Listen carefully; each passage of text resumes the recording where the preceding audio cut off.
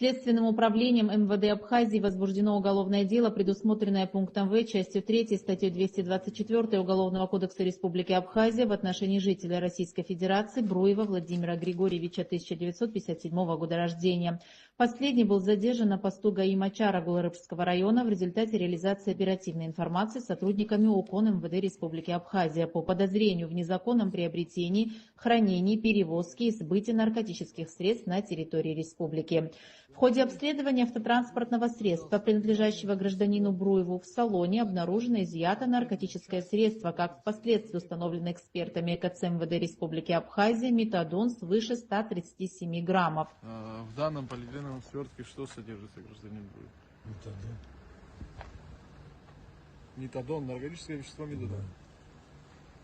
Как и каким образом данный сверток, как вы поясняете, с наркотическим веществом метадон оказался в вашем транспортном средстве и для чего этот сверток вам нужен? Получил закладку. Получили закладку? Где получили закладку?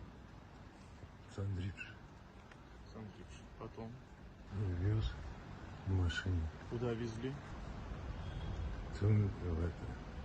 На источник.